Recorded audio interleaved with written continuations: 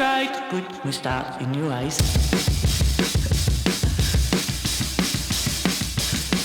Some garlic, some chili. This is a pretty amazing place. It's a place made by many people, many hands, and your hands are here to make this too. So please participate, talk to someone new, and you might leave feeling slightly different.